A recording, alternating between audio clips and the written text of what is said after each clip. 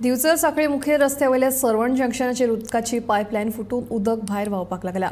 मेळिल्ल्या म्हायती प्रमाण सरवण गांवांत आशिल्ले जियो मोबायल टावराक 5G कनेक्शन दिवपा खातीर केबल घालपाचें काम सध्या चालू आसा। केबल घालपाक चर खणटना उदकाची पायपलायन फुटली। सांजे 4 वरांचेर हो प्रकार घडलो। उसऱ्या मेरेन उदक भायर व्हांवतालें। पायपलायन कशी फुटली तें काम करपी मजुरा कडल्यानूच तुमी आयकात।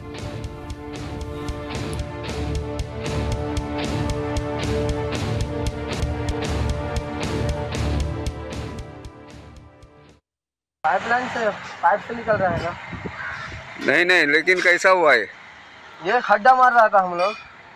तो एक लोहा का पाइप है। हाँ। वो हम लोग बच गया वो, और पाइप का प्लास्टिक का पाइप का ऊपर लोहा था, पत्थर था। हाँ।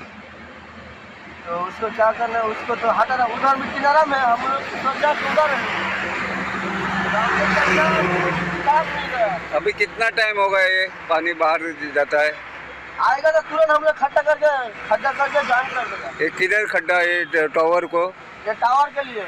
हाँ, 5G हाँ, 5G वो इंटरनेट डालने के लिए, इंटरनेट का केबल डालने का।